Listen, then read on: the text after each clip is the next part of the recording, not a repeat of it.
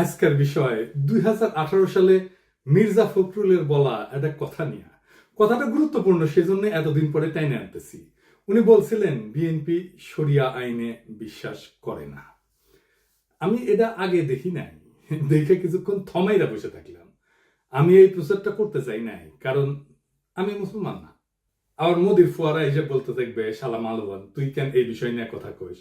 তুই বাংলাদেশের মুসলমানদের মনকে বিষাক্ত করে দিতেছিস, তুই দেশকে অশান্ত বানায় রেখা ইন্ডিয়া লাভ করে দিতেছিস, তুই শালা রয় রেজেন।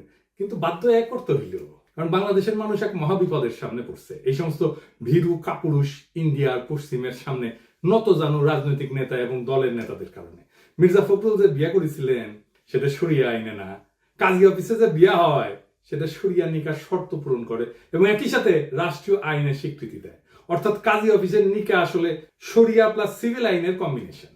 শরিয়া আইনে বিশ্বাস মুসলমানদের জন্য আবশ্যিক।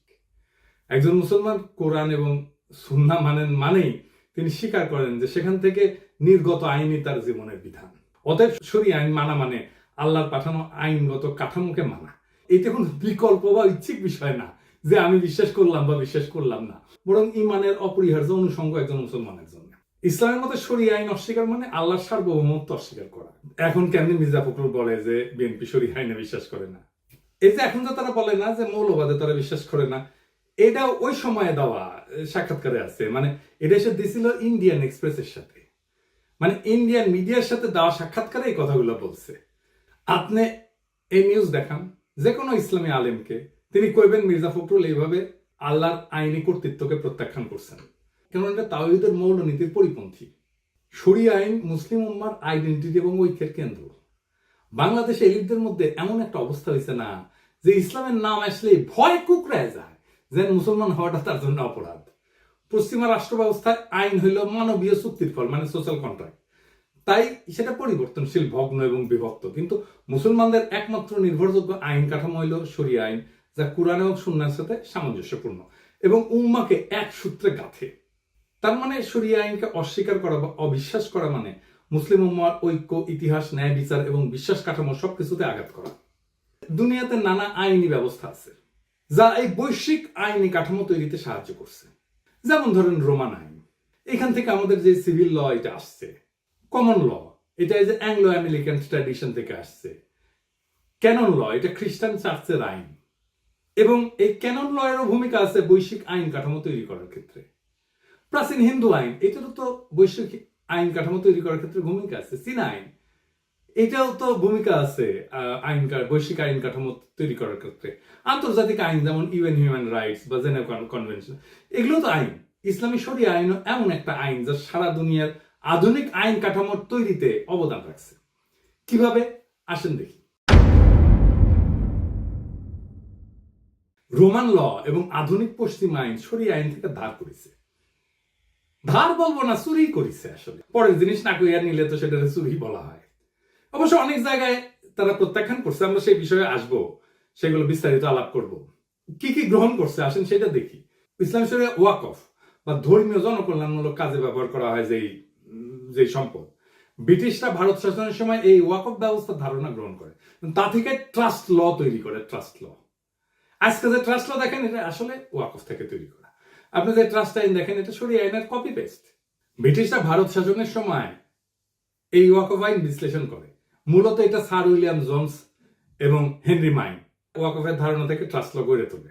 ট্রাস্টি এবং বেনিফিশিয়ারির সম্পর্ক অনেকটা ওয়াকফের কপি পেস্ট। বিশেষ করে চ্যারিটেবল ট্রাস্টের পারপিচুয়াল এন্ডাওমেন্ট ধারণা, এটা ওয়াকফ থেকে নেওয়া হয়েছে। পারপিচুয়াল এন্ডাওমেন্ট এটার মানে কি জানেন? জানেন না? আসেন এটা বুঝে দেখি। এটা হচ্ছে স্থায়ী তহবিল, মানে হলো একটা তহবিল বা ফান্ড যেটা কখনো শেষ হবে না। ধরেন আপনি একটা বড় অঙ্কের টাকা কোনো বিশ্ববিদ্যালয়, হাসপাতাল বা কোনো সংগঠনকে, প্রতিষ্ঠানকে দিলেন, কিন্তু শর্ত হইলো যে এই টাকা মূলধন হিসেবে সুরক্ষিত থাকবে, আপনি হাত দিতে পারবেন না, খরচ করা যাবে না। শুধু এই টাকা থেকে যে আয় হবে সেটা দিয়ে বিশ্ববিদ্যালয় হোক, হাসপাতাল হোক, প্রতিষ্ঠান হোক, এটা খরচ চালাবে। এরকম প্রচুর প্রতিষ্ঠান আছে। এইভাবে মূলধন কখনো শেষ হয় না, শুধু আয়ের অংশ ব্যবহার করা হয়। ফলে ওই প্রতিষ্ঠান চিরকাল, এটাকে পারপিচুয়ালি বলা হচ্ছে, চিরকাল এই তহবিল থেকে উপকৃত হইতে পারে। এটা এক ধরনের চিরস্থায়ী সম্পদ যা দিয়ে কোনো প্রতিষ্ঠান প্রজন্মের পর প্রজন্ম ধরে লাভবান হয়। বাংলাদেশের সরকারের সাইজ তহবিল দিয়ে প্রতিষ্ঠান চালায় কিন্তু, যেমন বিআইডিএস। তো মির্জা ফখরুল কি ওই টাকা ফেরত চাইবেন যে এই টাকা তো ফেরত দাও? এটা তো শরিয়া আইনের মতো একটা ব্যবস্থা থেকে আসছে এই ফান্ড। তারপরে ধরেন শরিয়া আইনের কর্জে হাসানা, এটা তো সরাসরি শরিয়া আইন, ইসলামী ফিকা থেকে উদ্ভূত। কোরআনে কর্জে হাসানের কথা আসছে সূরা আল বাকারায়। শুধু তাই না, সূরা আল হাদিদেও আসছে। এর অর্থ হইল আল্লাহকে উত্তম ঋণ দেওয়া, মানে কারো উপকারে সুদমুক্ত ঋণ দেওয়া, যা পরে ফেরত নেওয়া হবে কিন্তু কোনো সুদ বা মুনাফা নেওয়া যাবে না। ইসলামে এটা একটা সাদকা জারিয়া বা অবিরাম সওয়াবের কাজ হিসেবে ধরা হয়। আধুনিক পশ্চিম আইনে কিন্তু এটা গ্রহণ করছে, যেমন মাইক্রোফিন্যান্স, জিরো ইন্টারেস্ট লোন। এমনকি কিছু খ্রিস্টান চার্চ, ইহুদি কমিউনিটি, নন প্রফিট প্রতিষ্ঠান interest free community loan fund চালায়।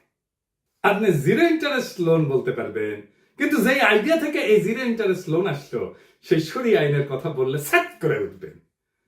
শরিয়াতে আমানা বা বিশ্বাস ভিত্তিক সম্পদ রক্ষা একটা বড় দায়িত্ব। এটা একটা খুবই মৌলিক কনসেপ্ট শরিয়া আইনের। মানে এই বিশ্বাস, এইটা রক্ষা করাটা এটা দায়িত্ব, কিন্তু এটা অপরাধ না। কিন্তু রক্ষা না করলে, লঙ্ঘন করলে ক্ষতিপূরণ দিতে হয়। এটা ক্রিমিনাল অফেন্স না, ক্ষতিপূরণ দিতে হয়। পশ্চিমে এটা প্রতিফলন আছে ইকুইটি ল বা ল অফ ট্রাস্টে। এই ল অফ ট্রাস্টের ধারণাটা এই বিশ্বাস ভিত্তিক দায়িত্ব থেকে উদ্ভূত। ট্রাস্টিদের উপরে আস্থা রক্ষার আইনি বাধ্যবাধকতা প্রতিষ্ঠিত হয়। এটা আসছে শরিয়া থেকে, এবং এটা ভাঙলে তাকে ক্ষতিপূরণ দিতে হবে। তারপরে ধরেন মিরাস আইন, যেটাকে স্ট্রাকচার ইনহেরিটেন্স বলা হয়, যেটা নিয়ে সেকুলারদের প্রচুর চুলকানি। ইসলামী উত্তরাধিকার আইন ছিল প্রথম ব্যবস্থাগুলোর মধ্যে একটা, যেখানে নারী, শিশু, স্ত্রী, দুঃসম্পর্কীয় আত্মীয় সবাই নির্দিষ্ট অংশ পাইত। রোমান ল কিন্তু ছিল এটা পিতৃতান্ত্রিক, এটা নিয়ন্ত্রণ ছিল পিতৃতান্ত্রিক নিয়ন্ত্রণ ছিল।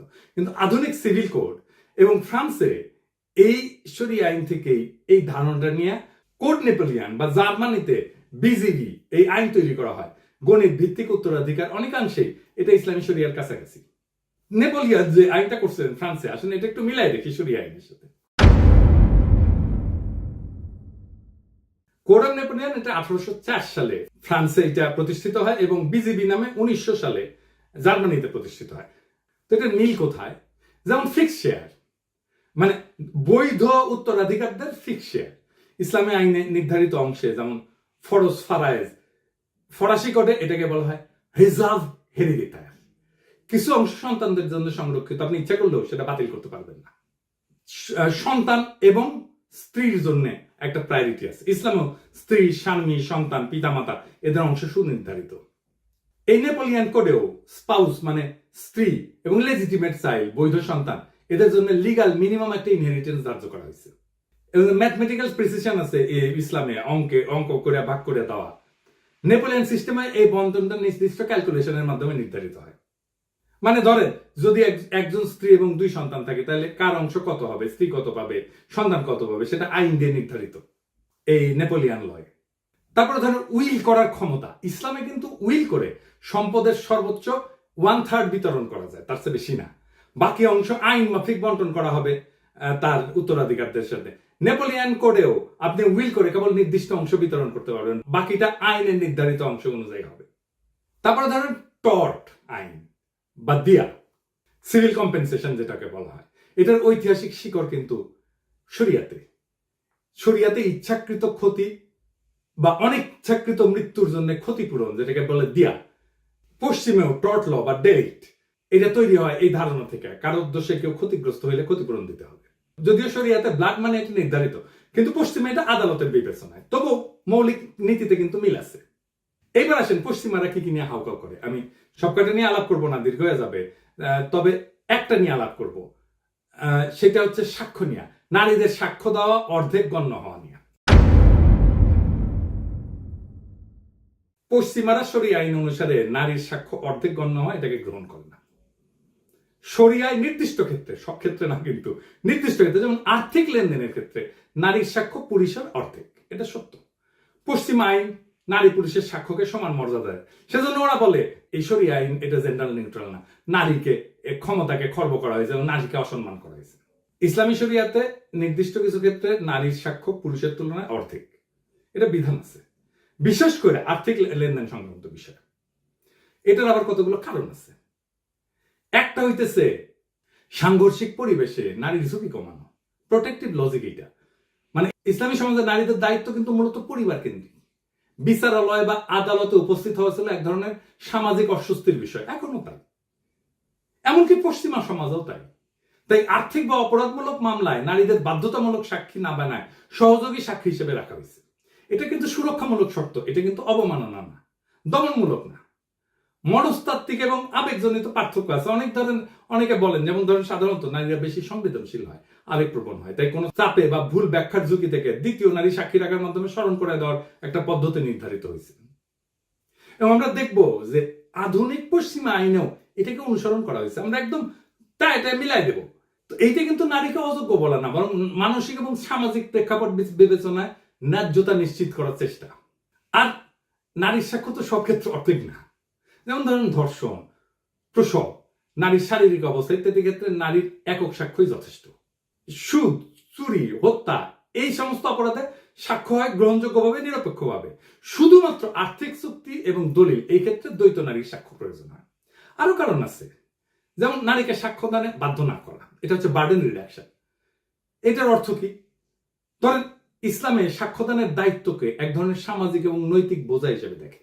নারীকে এই দায় থেকে পুরোপুরি অব্যাহতি না দিয়া সহযোগী করে রাখার মাধ্যমে তার উপরে চাপ কমানো হয়েছে। ইসলামে কিন্তু সাক্ষ্য মানে শুধু বলা না, ইসলামের সাক্ষ্য হচ্ছে একটা কসম এবং দায়বদ্ধতা, শাহাদা। ভুল সাক্ষ্য দিলে গুনাহ হয়, শাস্তিযোগ্য এটা। অর্থাৎ নারীর উপরে কম দায় চাপায় তাকে আইনি ভুলের ঝুঁকি থেকেও সুরক্ষা দেওয়া হয়েছে। এটা এক ধরনের রহমতমূলক বিধান। এটাকে লিঙ্গ বৈষম্য বলবেন? নারী সর্বক্ষেত্রে তো অর্ধেক না, ক্ষেত্রে ক্ষেত্রে নারী একক সাক্ষী হইতে পারে। এটা নারীর অযোগ্যতা প্রমাণ করে না, নারীর জন্য আলাদা সামাজিক ভূমিকা এবং দায় বিবেচনা কইরা এটা নির্ধারিত করা হয়। এটা আধুনিক মানবাধিকার পরিপন্থীও না, বরং ইসলামে কিন্তু সমতা না, ইসলামে বলা হয় জাস্টিস, ন্যায় বিচার, ইনসাফ। তাই সবাইকে সমান বলা না, উপযুক্ত দায়িত্ব দেওয়াটাই উদ্দেশ্য। আসেন আরেকটু বুঝে দেখি ইসলামের ধারণার আরেকটু গভীর দর্শন নিয়ে আলাপ করি। ইসলামের ন্যায় বিচার মানে সবার সাথে একরকম আচরণ না, বরং যার যা দায়িত্ব তার জন্য সেই অনুযায়ী বিধান। তাই সাক্ষ্য দেওয়ার দায়িত্ব প্রেক্ষাপট ভিত্তিক ভাবে নির্ধারিত। ইসলামী সমাজে আদিকাল থেকে সমাজে আদালত ছিল হিস্টোরিক্যালি পুরুষ শাসিত, কঠোর এবং জনসমাগমপূর্ণ স্থান। নারীদের জন্য আদালতে গিয়ে অচেনা পুরুষদের সামনে যুক্তি, স্মৃতি, প্রশ্নোত্তর, জেরা এই সমস্ত ছিল সামাজিকভাবে অস্বস্তিকর এবং সম্ভাব্য অপমানজনক। তাই শরিয়া বলছে যে একজন নারী একা সাক্ষ্য না দিয়ে আরেকজন নারী থাকুক, যেন ভুল হইলে সে স্মরণ করাই দিতে পারে। এটা নারীর জন্য মানসিক সুরক্ষা। আমরা আগে আলোচনা করছি আইনি দায় এবং পাপের ঝুঁকি থেকে সুরক্ষা। মানে ইসলামে তো সাক্ষ্য দেওয়া মানে শুধু তথ্য দেওয়া না, এটি ইমানের অংশ এবং কসমের মতো গুরুত্বপূর্ণ। মিথ্যা সাক্ষ্য বা ভুল তথ্য দিলে সেটা গুনাহ এবং সামাজিক আইনি অপরাধ। তাই নারীর উপর একা সাক্ষ্য দেওয়ার ভার না দিয়ে তার পাশে আরেকজন নারী রাখা হয়েছে, মানে কেউ ভুল করলে যথাযথ সংশোধন হয়। এমনকি গবেষণাও দেখা গেছে যে নারীরা সাধারণত ব্যক্তিগত স্থিতিতে ভালো হইলেও নির্ভুল সংখ্যাগত তথ্য বা দীর্ঘমেয়াদী ডিটেল বিষয়ে ভুল করার সম্ভাবনা পুরুষের চেয়ে বেশি, বিশেষ করে পূর্ব আধুনিক সমাজে। তাই জটিল আর্থিক বিষয় বা দলিলের ক্ষেত্রে এক নারীর ভুল হইলে আরেকজন তাকে রিমাইন্ড করতে পারে। এটা মানবিক এবং প্রামাণ্যমূল্য সুরক্ষা। তারপরে সামাজিক সম্মান রক্ষা। একজন নারীকে আদালতে একা পাঠায় পুরুষদের মাঝে দৃষ্টির কেন্দ্রে দাঁড় করানো, সমাজে তার ইজ্জত, পর্দা, সম্মান ক্ষুণ্ণ হইতে পারত। তাই শরিয়া বলছে যে তিনি একা না যান, পাশে আরেক নারী থাকুক। এটা সামাজিক এবং সাংস্কৃতিক সুরক্ষা নিশ্চিত করবে। আবার দেখেন পুরুষরাও কিন্তু শরিয়া আইন অনুযায়ী একা সাক্ষ্য দিতে পারেন না কিছু কিছু ক্ষেত্রে, যেমন ব্যভিচার। এর জন্য 4 জন দরকার সাক্ষ্য পুরুষের। তো নারীর সাক্ষ্যের মূল্য নাই এই কথাটা তো খোদা শরিয়া বলেনি, বরং ক্ষেত্র বিষয়তে ন্যায়পূর্ণ, ভারসাম্যপূর্ণ করছে। এখানে নারীকে দুর্বল বা অযোগ্য ধরে নেওয়া না, বরং তার সামাজিক অবস্থান, মানসিক চাপ, ধর্মীয় দায় এবং সম্মান সবকিছুকে সম্মান করে তাকে একা না সহযোগী রেখে সাক্ষ্যদানে যুক্ত করা হয়েছে। এই যে ইসলামী শরিয়ার একটা ব্যতিক্রমী দৃষ্টিভঙ্গি নারীর প্রতি, এইটা আধুনিক আইনি কাঠামোর জেন্ডার নিউট্রাল ইকুয়ালিটির ধারণা হচ্ছে কনটেক্সচুয়াল জাস্টিসে এখানে বেশি জরুরি। এমনকি ফেমিনিস্ট আইন বা আমাদের নারীবাদী আইনের কোন ধারণার সাথে শরিয়ার কোন কোন বিধান সমান্তরাল বা সমরূপ। আমরা তো বলছি যে ইসলামী শরিয়া অনুযায়ী আর্থিক চুক্তিতে দলিল সংক্রান্ত সাক্ষ্যে নারীর একক সাক্ষ্য নেওয়া হয় না, 2 জন নারীকে সাক্ষ্য দেওয়ার বিধান আছে। এই সুরক্ষার ধারণাটা আধুনিক ফেমিনিস্ট লিগাল থিওরির অন্যতম গুরুত্বপূর্ণ ধারণা। সাবস্টেনশিপ ইকুয়ালিটি এইটার সমান্তরাল। সাবস্টেনশিপ ইকুয়ালিটি কি বলে? আইনি সমতা মানে সমানকে একভাবে দেখা না, বরং প্রেক্ষাপট বুঝে ন্যায্য আচরণ। একই কথা তো শরিয়া বলছে। শরিয়া তো নারীর সাক্ষ্যকে মূল্যহীন করেনি, বরং প্রেক্ষাপট ভিত্তিক সাক্ষ্য প্রমাণ প্রক্রিয়ায় তাকে একটা নিরাপদ কাঠামোর মধ্যে রাখছে। আধুনিক ফেমিনিস্ট আদালতও আজকে ভালনারেবল উইটনেস অর্থাৎ নারীদের জন্য একই রকম সুরক্ষামূলক কাঠামো আছে। যেমন ধরেন উইটনেস অ্যাডভোকেট সাপোর্ট, নারী সাক্ষীকে ভয় মুক্ত রাখার জন্য একটা বিশেষ প্রক্রিয়া। বাংলাদেশেও এই আইন আছে, সাক্ষী সুরক্ষা আইন। তারপরে ফেমিনিস্টরা বলে ট্রমা সেনসিটিভ কোশ্চেনিং বা ক্লোজড কোর্টরুম প্রসিডিউরস, শরিয়া বিধানে নারী যেন একা সাক্ষ্য না দেয়, ভুল হলে অপর নারী যেন স্মরণ করে দেয়। এই ব্যবস্থাটা সরাসরি কিন্তু সমান্তরাল। ভিকটিম সাপোর্ট অ্যাডভোকেট থাকে কিন্তু ফেমিনিস্ট এই আইনে, আধুনিক আইনে, এই ব্যবস্থার সাথে। এবং আদালতের পরিবেশ, বিশেষ করে পুরুষ প্রধান বিচার ব্যবস্থায় নারীদের জন্য অস্বস্তিকর জন্য রিট্রমাটাইজিং হইতে পারে নারীদের জন্য এখনো পর্যন্ত পশ্চিমা আদালতে, বিশেষ করে যাদের যৌন সহিংসতার অভিজ্ঞতা আছে। সেই জন্যই ফেমিনিস্ট জুরিসপ্রুডেন্স বলে এই সমস্যাটাকে judicial gaze and retraumatization of female witness. তাই পশ্চিমা আদালত আজকে অনেক জায়গায় নারীদের জন্য রিমোট টেস্টিমনি বা ভিডিও বেস ডিপোজিশন এই ব্যবস্থা চালু করছে। ভিডিও বেস সাক্ষ্য, এটা আগেই সাক্ষ্যটা রেকর্ড করা হয়, এটা চালানো হয়। শরিয়া এই সমস্যাকে অনেক আগে থেকে উপলব্ধি করিয়া নারীদের আদালতে একা সাক্ষ্য দেওয়া থেকে রক্ষা করছে এবং তাকে সহযোগী সাক্ষী বানায় তার মানসিক চাপ হ্রাস করছে। এটাও এক ধরনের পুরানো ট্রমা ইনফর্মড প্রসিডিউর। শরিয়া নিয়ে তো আমরা দেখছি নারীর উপরে কম চাপ দেওয়া হয়েছে, তাকে দলগত সাক্ষ্য প্রদানে একটা সুযোগ দিয়া। এই বিষয়টা মডার্ন ফেমিনিস্টরাও প্রতিফলিত হয়, যে burden minimisation for vulnerable groups. তারা বলে মানে সাক্ষ্যদানে যে চাপ তৈরি হয় সেটা লিঙ্গ, পেশা, সামাজিক অবস্থান অনুসারে হালকা করে দেওয়া, এই নীতি শরিয়া বহু শতক আগেই প্রয়োগ করছে। এবং পশ্চিমে দেখেন এই জন্যে এই নারীদের জন্য pre recorded video testimony, legal protection shield, এমনকি ফিমেল ফ্রেন্ডলি জাজ বেঞ্চ চালু করা হয়েছে। আর শরিয়া তো সেই 1400 বছর আগে নারীদের কোর্টরুম ট্রমা থেকে বাঁচাতে বলছে রে ভাই। এই কোর্টরুম ট্রমার কথা তো 1400 বছর আগে বলছে, এইটা এখন অপরাধ হয়ে গেছে। তো এই নীতির মূল কি লক্ষ্য হইলো? এটা নারীর বিরুদ্ধে তো না, তার জন্য সাপোর্টিভ লিগাল স্পেস নিশ্চিত করা। এমনকি আমেরিকাতে অনেক রাজ্যে, বিশেষ করে এই যে ডোমেস্টিক যে ভায়োলেন্স, এই মামলায় নারীরা আদালতে না গিয়ে ভিডিওর মাধ্যমে সাক্ষ্য দিতে পারে এবং তাদের জন্য ভিকটিম লেয়াজও অফিসার থাকে যে তার পাশে দাঁড়ায় থাকে সবসময়। আধুনিক ফেমিনিস্ট আদালত এখন নারীর কথা বিশ্বাসযোগ্য করার জন্য তাকে অতিরিক্ত সাহায্য দিচ্ছে, অথচ ইসলাম এই প্রয়োজনটাকে অনেক আগে চিনতে পারছিল, তবে ধর্মীয় ভাষায় এবং নৈতিক কাঠামোতে বলছে। তাই ইসলামের শরিয়ায় নারীর স্বাক্ষর বিধান এটা জেন্ডার বিভাজন নাকি আধুনিক ফেমিনিস্ট লিগাল রিফর্মে যে সমস্ত gender sensitive trauma award equity based আইনি কাঠামো ব্যবস্থা তৈরি করছে সেটার মতোই সেটা অনেক আগে সেই রাস্তায় হাঁটছে, কেবল তার ভাষা এবং দৃষ্টিভঙ্গি ছিল ধর্মীয়। এইটাই শরিয়ার প্রেক্ষাপট ভিত্তিক ন্যায়ের শক্তি। আর উল্টা বুঝলি রাম, যার জন্য অ্যাপ্রিসিয়েশন পাওয়া দরকার ছিল সেটা দিয়া আপনারে ইন্ডিয়া বাড়ি দিবে। আর আপনি মুখ বুঝে শোনেন, মির্জা ফখরুল যদি শরিয়া নিয়ে ডিটেলস গুলো জানতেন তাহলে তো বেকুবের মতো উত্তর দিতেন না।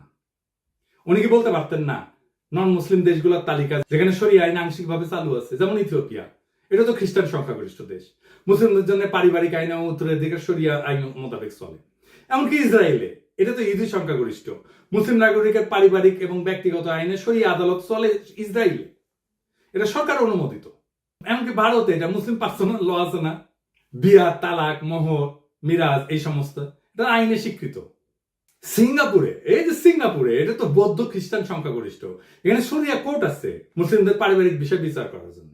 কেনিয়া, এটা খ্রিস্টান সংখ্যাগরিষ্ঠ দেশ, এখানে খাদি কোর্স আছে মুসলিম পারিবারিক উত্তরাধিকার আইন নিয়ে রায় দেয়। ফিলিপাইনে ক্যাথলিক সংখ্যাগরিষ্ঠ দেশ, এটা মুসলিম স্বশাসিত অঞ্চলে শরিয়া আদালত কার্যকর আছে।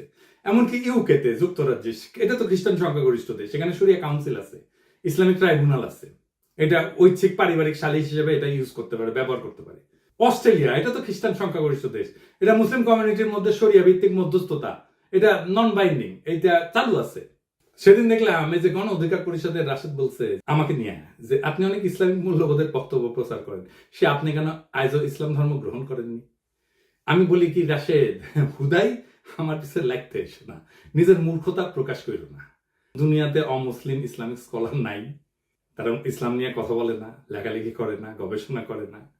এই যে ইগনাস গোলসিয়ার নাম শুনিস জীবনে? শোনো নাই, উনি হাঙ্গেরির লোক ছিলেন, আধুনিক ইসলামিক স্টাডিজের অন্যতম প্রতিষ্ঠাতা। হাদিস নিয়ে যত মৌলিক গভীর গবেষণা হয়েছে এই ভদ্রলোক করেছে। জোসেফ শাক্টের নাম শুনিস কোনোদিন? ইসলাম শিক্ষা এবং শরিয়া আইন বিষয়ে গুরুত্বপূর্ণ গ্রাউন্ড ব্রেকিং গবেষণা করছে। আধুনিক যুগে মন্টেগমেরি ওয়াট নাম শুনিস? নবী করিম পিস বি আপন হিম ওনার জীবন এবং ইসলামের প্রারম্ভিক ইতিহাস নিয়ে যে বিখ্যাত কাজটা সেটা ওনার করা। মুসলমান না হইলে ইসলাম নিয়ে কথা বলা যাবে না, কোন নিষেধ আছে নাকি ইসলামে? তো তুমি তো মুসলমান, মির্জা ফখরুল মুসলমান, অন্তত নামে মুসলমান, তো পারো না কেন এমন একটা ব্যাখ্যা দিতে এতদিনেও সরিয়া নিয়া? পারো না জন্যই তো আমারে কইতে হয়, শুধু পারো না তা না, ওরা যা চায় ইন্ডিয়া যা চায় সেটা কইয়া আসো। রাজনৈতিক দল করছো, দূতাবাসের তো দাওয়াত টাওয়াত দাও, তো সবাই ডাকো একদিন দেখি হোটেলে, গণ অধিকার পরিষদের তরফ থেকে, খরচ আমি দিমু, বলো আমরা সরিয়া নিয়া গণ অধিকার পরিষদের অবস্থান ব্যাখ্যা করব, তারপরে সেটা ভিডিও করো, তুমি নিজে করো, দেখি কেমন পারো। আমি কেন মুসলমান হই না তার আগে দেখাও তুমি কোন মাপের মুসলমান হইতে পারছো। এটা একটা মুসলমান প্রধান দেশের রাজনৈতিক দলের নেতা হিসেবে তুমি কতটা যোগ্য সেটা প্রমাণ দাও আগে। তোমার মুসলমানদের ধর্মীয় আত্মপরিচয় রক্ষার, সাংস্কৃতিক পরিচয় রক্ষার পর্যাপ্ত ইসলামী জ্ঞান আছে কিনা তার পরীক্ষা দাও আগে দেখি। আমি তো চুপ হয়ে চাইতেই পারি যে কোনো সময়, কিন্তু দেখি তোমার হ্যাডম কেমন, তোমাদের হ্যাডম কেমন, দেখতেছি তো হ্যাডম। বাংলাদেশে 82% মানুষ ছড়িয়ে আইন চায়, জানো এটা? এটা 2015 সালের কথা। কেন চায়? তারা মুসলমান তাই চায় না, তারা এই জন্য চায় যে সমাজে ইনসাফ লাগে, তাছাড়া রাষ্ট্র চলে না, রাষ্ট্র টিকে না। তোমরা তো তোমাদের বালসালের আদালত, আইন, রাষ্ট্র এটা প্রতিষ্ঠা করতে পারো নাই, ইনসাফ প্রতিষ্ঠা করতে পারো নাই সমাজে, তাই মানুষ খোদার দরবারে ফরিয়াদ জানায়। একজন মুসলমান যখন বলে আমি শরিয়া আইনে বিশ্বাস করি না, সে তো আসলে শুধু একটা আইন, একটা ঐতিহ্য, একটা বিশ্বাস, একটা সভ্যতা এবং একটা আত্মপরিচয়কে অস্বীকার করে। এই অস্বীকার শুধু ব্যক্তিগত মত না, বরং তা মুসলিম উম্মার অন্তর্নিহিত ঐক্যের ভিত কাঁপায় দেয়। মির্জা ফখরুল হয়তো ইন্ডিয়ার সাথে কৌশল করতে চাইছে, হয়তো তিনি ভাবছেন ভারত বা পশ্চিমের মনোভাব তুষ্ট করলে রাজনীতির সুবিধা পাওয়া যাবে, কিন্তু তিনি ভুলে গেছে নিজের ভিত্তি কাটলে কৌশল কিছু করতে পারে না, থাকে শুধু পতনের গর্ত। আজকে বাংলাদেশের কেউ শরিয়ার নাম নিলে তাকে মৌলবাদী বলা হয়, পশ্চাৎপদ বলা হয়, কিংবা লিবারেল দুনিয়ার শত্রু বলা হয়। অথচ আন্তর্জাতিক আদালত থেকে শুরু করে আধুনিক ফেমিনিস্ট আইনের ভিত পর্যন্ত বহু প্রভাব আজ ইসলামী শরিয়ার চিন্তা থেকে আসছে। কাজেই প্রশ্ন একটাই, আপনি শরিয়ার শত্রু নাকি অজ্ঞ? আপনি আত্মপরিচয়ের পক্ষে নাকি রাজনৈতিক গোলামীর খাঁচায় বন্দী? আপনি কাদের প্রতিনিধি, আপনার ধর্মীয় সংস্কৃতির নাকি আপনার প্রতিপক্ষের? শরিয়া মানে কেবল শাস্তি না কিন্তু, বরং তা একটা অন্তর্নিহিত ন্যায়ের ভাষা।